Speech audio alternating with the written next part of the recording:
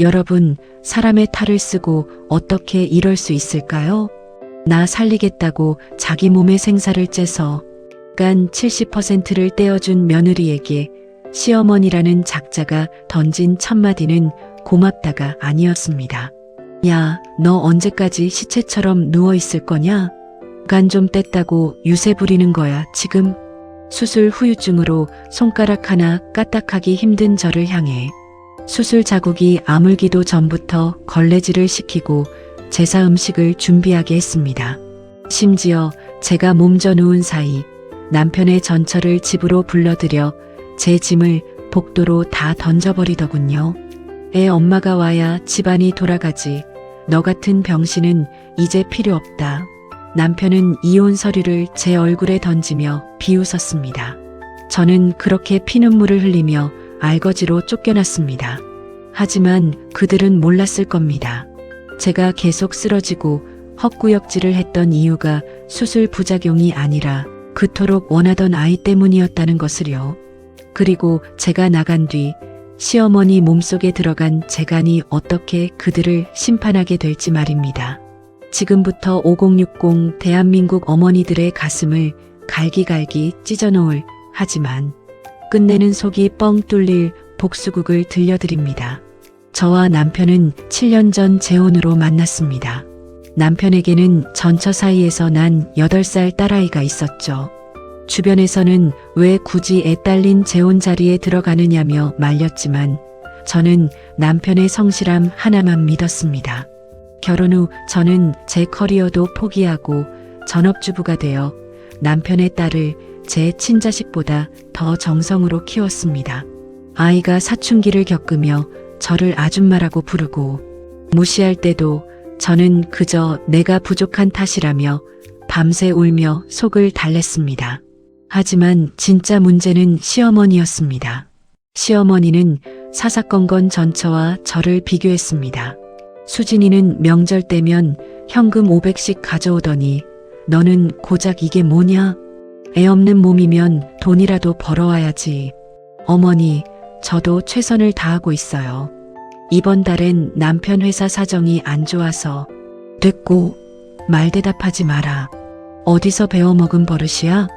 애도 못 낳는 주제에 입만 살아가지고. 시어머니의 언어폭력은 날이 갈수록 심해졌습니다. 가족 모임이 있을 때면 친척들 앞에서 저를 식모 취급하며 무안을 주곤 했죠. 남편요? 남편은 그저 우리 엄마가 뒤끝은 없잖아. 당신이 좀 참아라며 늘 방관했습니다.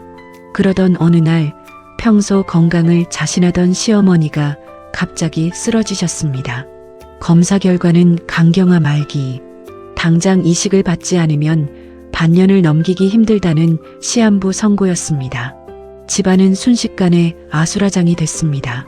효자라고 동네방네 떠들고 다니던 남편은 정작 조직 검사 결과 간 크기가 작아 이식이 부적합하다는 핑계를 대며 발을 뺐습니다.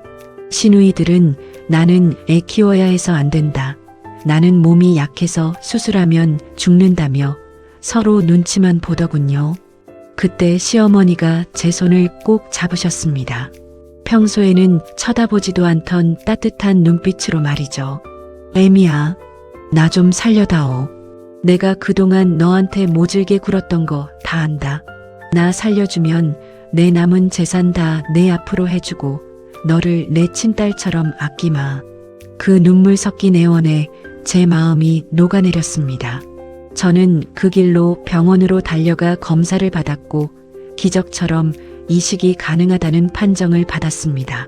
친정 엄마는 병원 로비에서 제 바짓가랑이를 붙잡고 통곡하셨습니다. 너 미쳤니? 생사를 째는 수술이야. 그 집구석이 너한테 어떻게 했는데 내 간을 줘. 하지만 저는 바보같이 믿었습니다. 이 일을 계기로 우리 가족이 진짜 가족이 될 수 있을 거라고요. 8시간의 대수술. 재간의 70%를 잘라 시어머니의 몸에 이식했습니다.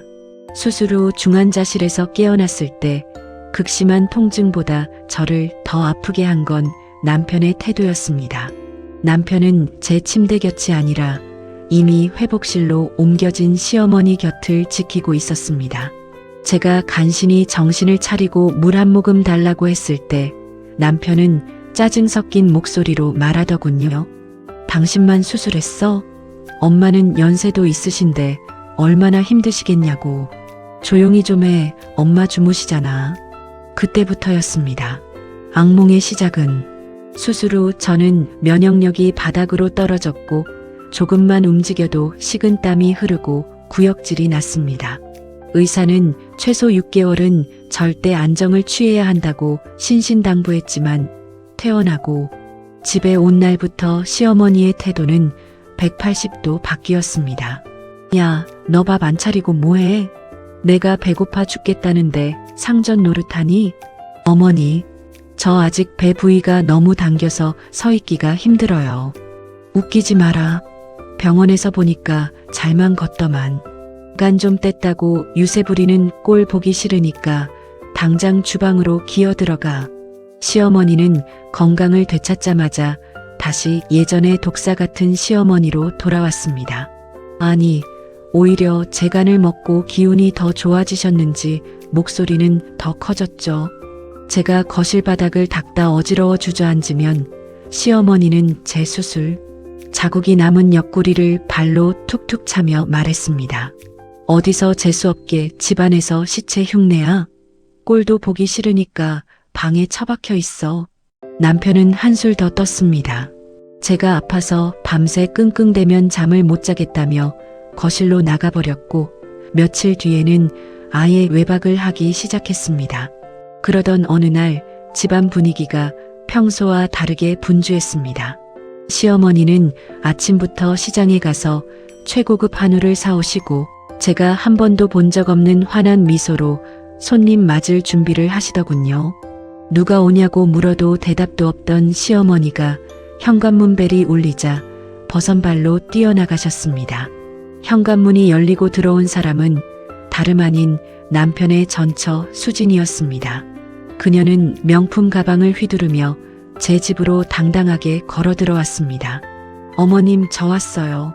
그동안 건강하셨어요? 오냐 오냐, 내 새끼. 어서 와라. 너 안 본 사이에 더 예뻐졌구나. 제 집 소파에 앉아 하하호 웃는 그들의 모습을 보며 저는 심장이 멎는 것 같았습니다. 저는 부엌 구석에서 그들에게 줄 과일을 깎으며 피눈물을 흘렸습니다. 과일 접시를 내놓자 전처는 저를 아래 위로 훑어보며 말하더군요. 어머님, 이 아줌마가 그간 이식해줬다는 분이에요? 얼굴이 왜 저렇게 흑빛이야? 집안에 환자 있으면 기운 빠지는데. 시어머니는 기다렸다는 듯 맞장구를 쳤습니다. 말도 마라. 간 좀 떼어줬다고 하루 종일 누워만 있고 밥값도 못해. 너 보니까 이제야 살 것 같다. 그날 밤 저는 남편에게 따졌습니다. 어떻게 전처를 집에 들여? 나한테 한마디 상의도 없이.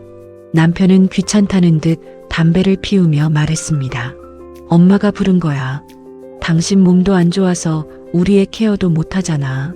수진이가 당분간 여기 머물면서 애도 돌보고 엄마 수발도 들기로 했어. 뭐? 그럼 나는? 내가 이 집 안주인이야. 안주인 같은 소리 하고 있네. 간 떼어주고 병신된 여자가 무슨 안주인이야? 너랑 있으면 재수 없으니까 짐 싸서 작은 방으로 옮겨. 그렇게 저는 안방에서 쫓겨나 창고 같은 작은 방으로 밀려났습니다.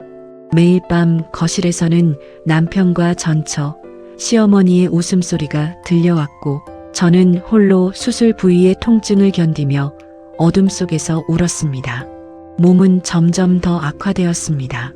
단순히 수술 후유증이라기엔 너무나 극심한 피로와 멈추지 않는 헛구역질. 저는 제가 죽어가는 줄로만 알았습니다. 하지만 결전의 날은 생각보다 빨리 찾아왔습니다. 시어머니가 제 방문을 발로 뻥 차고 들어오더니 제 옷가지를 거실로 던지기 시작했습니다. 당장 나가. 내 아들이 너랑 이혼하겠단다. 수진이랑 다시 합치기로 했어. 어머니, 이게 무슨 말씀이세요? 제가 어머니 살리려고 간까지 드렸는데 누가 달래? 내가 우리 집 재산 탐나서 스스로 바친 거잖아. 이제 내 몸에 붙었으니 그건 내 간이야. 어디서 소유권을 주장해? 당장 안 나가면 경찰 부를 줄 알아. 복도에는 이미 제 짐가방이 나뒹굴고 있었고 남편은 전처의 어깨를 감싸 쥔 채 저를 벌레 보듯 쳐다보고 있었습니다. 위자료? 꿈도 꾸지 마. 당신이 우리 엄마 간 기증한 건 자발적인 거니까 법적으로 아무 상관없어. 조용히 나가면 조만간 이사 비용이나 몇 푼 챙겨줄게. 저는 그 길로 쫓겨났습니다. 비가 억수같이 쏟아지는 밤, 수술 부위를 움켜쥐고 정처 없이 걷다 저는 길가에 쓰러졌습니다. 눈을 떴을 때는 병원 응급실이었죠. 그리고 제 곁을 지키고 있던 의사 선생님은 제 인생을 송두리째 바꿀 한마디를 던졌습니다. 응급실 침대에 누워 천장을 바라보는데 제 인생이 꼭 저 하얀 천장처럼 아무 색깔도 없이 지워진 것만 같았습니다. 그때 의사 선생님이 제 곁으로 다가와 믿을 수 없는 말씀을 하셨습니다. 환자분, 몸이 왜 이 지경이 될 때까지 참으셨어요? 간 절제 수술한 지 얼마 안 된 분이 이렇게 무리하시면 큰일 납니다. 그런데 기적이 일어났네요. 임신입니다. 8주 차예요. 순간 귀가 먹먹해졌습니다. 결혼 생활 내내 그토록 간절히 바랐고 시어머니가 애 못 낳는 씨바지라며 구박할 때마다 남몰래 눈물 흘리며 기다렸던 아이였습니다. 하필 이 지옥 같은 순간에 그 파렴치한 인간들에게 쫓겨난 이 빗길 위에서 아이가 찾아온 겁니다. 의사 선생님은 제 안색을 살피더니 낮게 의졸이더군요. 수술 후유증으로 계속 헛구역질하고 쓰러졌던 게 아니라 입덧이었어요. 몸 상태가 너무 안 좋아서 아이도 위험할 수 있으니 당장 입원해서 절대 안정을 취해야 합니다. 저는 병원 침대에 누워 떨리는 손으로 아직 나오지도 않은 배를 어루만졌습니다. 차디찬 복수심이 온몸의 혈관을 타고 흐르기 시작했습니다. 이 아이는 절대로 그 인간들에게 보여주지 않겠다. 그리고 내 간을 떼어준 대가가 어떤 것인지 뼈저리게 느끼게 해주겠다. 제가 입원해 있는 동안 남편이라는 인간은 단 한 통의 전화도 없었습니다. 아니, 오히려 제 연락처를 차단했더군요. 간신히 SNS를 통해 본 그들의 삶은 가관이었습니다. 전처 수진이는 제 집 안방 침대에 누워 드디어 제자리를 찾았다며 웃는 사진을 올렸고 시어머니는 재간으로 회복한 기운을 뽐내며 전처가 사준 명품 옷을 입고 백화점을 누비고 있었습니다.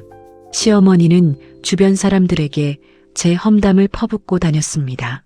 그 며느리년이 우리 아들 돈 보고 들어왔다가 내가 좀 아프니까 귀찮다고 도망갔다고요.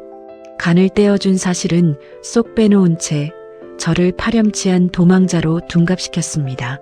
하지만 제가 그렇게 호락호락하게 당하고만 있을 여자가 아니라는 걸 그들은 몰랐습니다. 저는 태어나자마자 친정아버지가 남겨주셨던 유산 중 유일하게 남겨두었던 경기도 외곽의 작은 임야를 확인했습니다. 사실 그곳은 최근 대규모 신도시 개발과 함께 국가 핵심 산업단지로 선정되어 보상금만 무려 25억이 책정된 땅이었습니다. 남편에게는 그냥 가치 없는 선산이다라고 속여왔던 것이 제 유일한 복수 자금이 되었습니다. 저는 그 보상금을 수령함과 동시에 대한민국에서 가장 독하다는 이혼 전문 변호사를 찾아갔습니다. 변호사님, 돈은 얼마가 들어도 좋습니다. 그 집안 씨를 말려주세요. 제가 중간까지 다시 떼어오고 싶은 심정입니다. 변호사는 제가 수집해온 녹취록과 홈캠 영상을 보더니 고개를 저었습니다. 이건 이혼이 문제가 아니라 형사처벌 대상입니다. 수술 환자를 방치하고 학대한 기록이 너무나 명확해요. 특히 시어머니가 며느리 수술 부위를 발로 찬 건 특수상해로도 엮을 수 있습니다. 한편 제가 나간 뒤 시댁의 상황은 서서히 균열이 가기 시작했습니다. 전처 수진이는 애초에 남편을 사랑해서 돌아온 게 아니었습니다. 제가 쫓겨날 때 받은 재산과 남편의 월급을 가로채기 위해 돌아온 불려우였죠. 그녀는 시어머니 수발은커녕 매일 같이 시어머니 카드로 명품 쇼핑을 즐겼고 간 이식 환자가 절대 피해야 할 기름진 음식과 술을 매일 밤 시어머니 앞에 차려냈습니다. 어머님, 이제 건강해지셨는데 인생 즐기셔야죠. 이 술 한 잔은 약이에요. 무식한 시어머니는 제 간이 무한 동력이라도 되는 줄 알고 좋다고 술잔을 비워댔습니다. 그러던 어느 날 평소처럼 전처와 쇼핑을 하던 시어머니가 백화점 한복판에서 피를 토하며 쓰러졌습니다. 제이식 거부 반응과 함께 급성 간부전이 찾아온 겁니다. 급히 병원으로 실려간 시어머니의 소식을 듣고 남편은 사색이 되어 의사를 붙잡았습니다. 아니, 이식한 지 몇 달도 안 됐는데 왜 이래요? 그 며느리 간이 문제 있는 거 아니었습니까? 의사는 차갑게 쏘아붙였습니다. 간이 문제가 아니라 관리가 살인적인 수준이었습니다. 기증자였던 전 부인은 수술 후유증으로 입원까지 하셨다는데 수술해준 사람에 대한 예의도 없으십니까? 지금 당장 재수술 안 하면 이번엔 정말 끝입니다. 재수술을 하려면 기증자가 다시 나타나거나 아니면 최소한 기증자가 보증을 서야 하는 상황. 남편은 그제야 제가 필요해졌는지 미친 듯이 제 행방을 찾기 시작했습니다. 하지만 이미 저는 그들이 상상도 못할 곳에서 복수의 칼날을 다 갈아둔 상태였습니다. 저는 우아하게 차려입고 제법 배가 부른 상태로 시어머니가 입원한 병동 복도에 나타났습니다. 저를 발견한 남편이 꾀죄죄한 몰골로 달려와 제 무릎 아래 엎드려 울기 시작했습니다. 여보, 내가 잘못했어. 수진이 그녀는 엄마 쓰러지자마자 금고 털어서 도망갔어. 제발 엄마 좀 살려줘.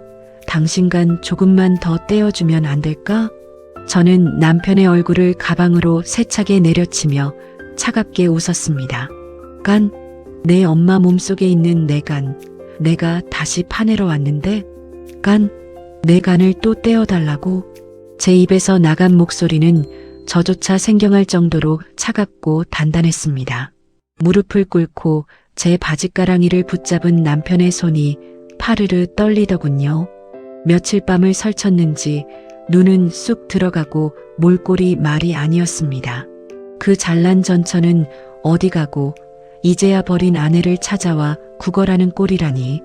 여보, 제발. 엄마가 당신 아니면 재수술이 안 된대. 의사가 그러는데 당신 간이 엄마 몸에 제일 잘 맞는다고. 당신 임신했잖아. 우리 아이를 봐서라도 할머니 살려야지. 그 파렴치한 입에서 우리 아이라는 말이 나오자마자 저는 참았던 구역질이 올라왔습니다. 저는 남편의 손을 가차없이 뿌리치며 그 얼굴에 침을 뱉듯 내뱉었습니다. 어디서 그 더러운 입으로 내 아이를 들먹여? 이 아이는 당신 자식 아니야. 당신이 내 짐이랑 같이 복도로 던져버렸을 때 이 아이랑 당신 인연도 끝났어. 그리고 내 간? 내 엄마 몸속에서 썩어가고 있는 그 간. 내가 법적으로 반환 청구라도 하고 싶은 심정이야. 저는 가방에서 준비해온 두꺼운 서류 뭉치를 남편의 가슴팍에 내던졌습니다. 이거 봐. 당신이랑 당신 어머니 그리고 그 불려우 전처까지 싹 다 묶어서 고소했어. 죄목은 유기, 방임, 그리고 특수상해. 수술 끝나고 피주머니도 안 찬 나를 발로 차고 집 밖으로 내쫓은 거 우리 집 거실 홈캠에 다 찍혀 있더라. 당신은 몰랐지? 내가 혹시 몰라서 거실 시계에 초소형 카메라 설치해 둔 거. 남편의 얼굴이 하얗게 질리다 못해 창백해졌습니다. 법의 무서움을 모르는 인간들에게는 법만큼 확실한 몽둥이가 없죠. 저는 거기서 멈추지 않고 결정타를 날렸습니다. 그리고 당신들 살고 있는 그 아파트, 그거 당신 명의로 되어 있다고 안심했지? 그거 사실 우리 아버지가 나 결혼할 때 빌려준 돈으로 산 거잖아. 내가 증여가 아니라 차용으로 서류 다 만들어 놨거든. 오늘 아침에 법원에서 가압류 결정 통지서 날아갔을 거야. 당장 내일 모레면 당신들 길바닥으로 나앉아야 한다고. 저는 남편을 밀치고 시어머니가 누워있는 병실 안으로 들어갔습니다. 산소 마스크를 쓰고 꺽꺽대던 시어머니는 저를 보자마자 살려달라는 듯 손을 내밀더군요.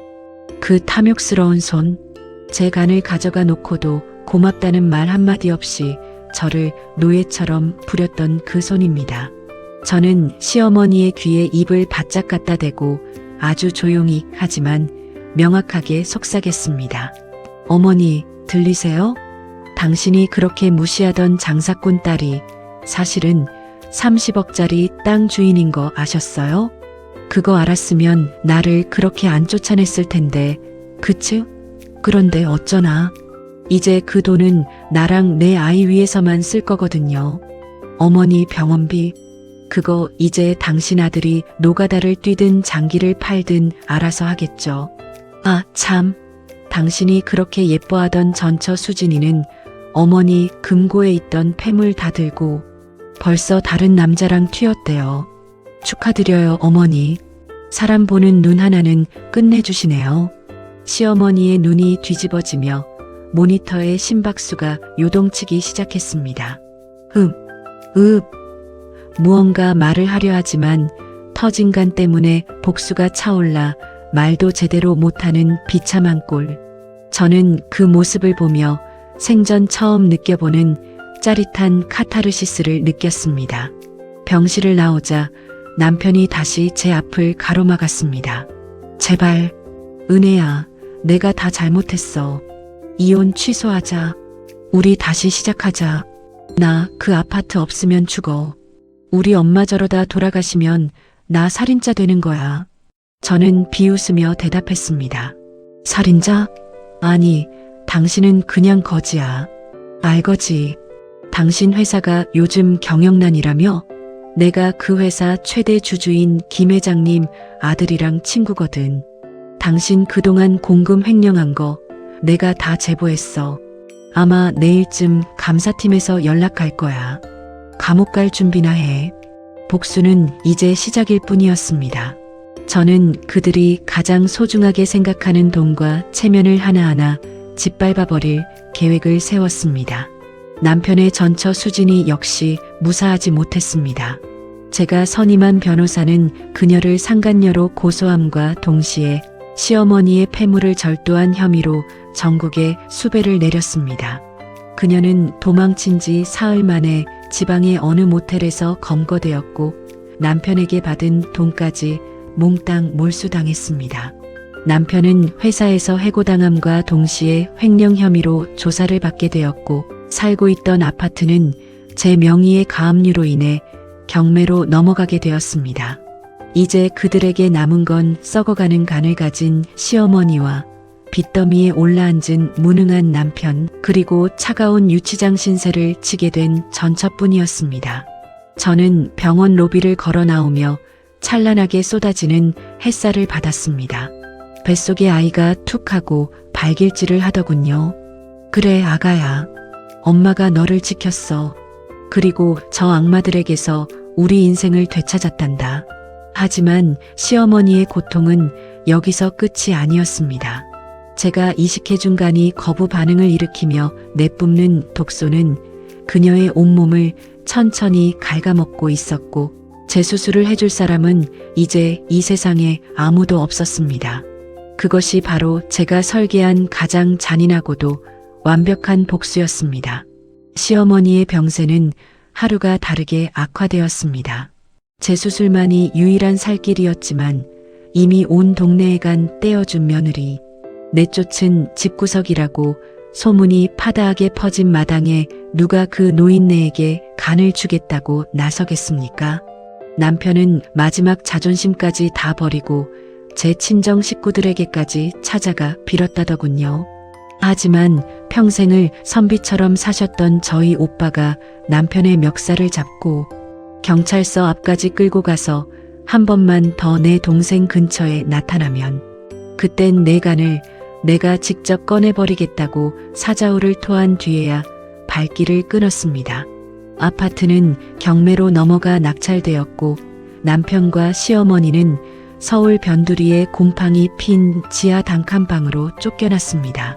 시어머니는 그 와중에도 그년 전처이 돈 가지고 올 거다. 내 아들 기죽이지 말라며 헛소리를 해댔지만 전처 수진이는 이미 절도 및 사기 혐의로 실형을 선고받고 교도소에서 콩밥을 먹고 있었습니다. 남편은 낮에는 공사판에서 잡부로 일하고 밤에는 대리운전을 하며 시어머니의 병원비를 댔습니다. 하지만 간 이식 환자의 합병증 치료비는 밑 빠진 독에 물 붓기였죠. 결국 남편은 사채에까지 손을 댔고 매일같이 찾아오는 빚쟁이들에게 시달리며 지옥 같은 나날을 보냈습니다. 어느 날 제가 아이를 유모차에 태우고 집 근처 공원을 산책하고 있을 때였습니다. 저 멀리서 초라한 행색의 남자가 저를 멍하니 바라보고 있더군요. 한때는 번듯한 대기업 과장이었던 제 전 남편이었습니다. 낡은 작업복에 시커멓게 탄 얼굴, 그리고 초점 없는 눈동자. 그는 저와 아이에게 다가오려다 저를 지키고 있던 저희 오빠와 눈이 마주치자 겁에 질린 듯 도망치듯 사라졌습니다. 그 뒷모습을 보며 저는 눈물 한 방울 나오지 않았습니다. 오히려 제가 중간으로 그 고통스러운 시간을 조금 더 길게 버텨야 하는 시어머니와 그 수발을 평생 들어야 하는 남편의 처지가 제가 준 가장 잔인한 선물이라는 생각이 들었습니다. 죽음보다 더한 고통은 죽고 싶어도 죽지 못하고 비참하게 살아남아 서로를 원망하며 썩어가는 것이니까요. 그로부터 1년 뒤 시어머니는 결국 복수가 차오를 대로 차올라 고통 속에서 눈을 감으셨습니다. 장례식장에는 남편 혼자 덩그러니 앉아 있었다고 하더군요. 문상객 한 명 없는 그 쓸쓸한 빈소에서 남편은 제가 준 간이 들어있던 어머니의 시신을 보며 무슨 생각을 했을까요? 저는 그 시간 제 아이의 돌잔치를 준비하고 있었습니다. 제 곁에는 저를 진심으로 아껴주는 가족들과 제 아픔을 이해해주는 새로운 인연들이 가득했습니다. 수술 자국은 이제 옅은 흉터로 남았지만 저는 그 흉터를 볼 때마다 다짐합니다. 다시는 나를 버리면서까지 남을 사랑하지 않겠다고. 내가 나를 지킬 때 비로소 내 소중한 사람들도 지킬 수 있다는 것을요. 여러분, 착하게 사는 것이 미덕인 세상은 끝났습니다. 은혜를 모르는 자들에게는 그에 합당한 대가를 치르게 하는 것이 진정한 정의입니다. 혹시 지금 이 순간에도 시댁 때문에 혹은 배신한 남편 때문에 가슴을 쥐어짜며 참고 계신 분들이 있다면 제 이야기를 듣고 힘을 내세요. 당신은 소중한 사람이고 당신의 희생을 당연하게 여기는 자들은 반드시 그 대가를 치르게 되어 있습니다. 하늘은 스스로 돕는 자를 돕는다고 하죠? 아니요. 하늘은 독하게 마음먹고 스스로를 지키는 자를 돕습니다. 오늘 밤은 댓글로 위로를 받으시고 부디 여러분의 마음이 평안하시길 바랍니다. 구독과 좋아요로 응원해 주시고 제 긴 이야기를 끝까지 들어주셔서 감사합니다.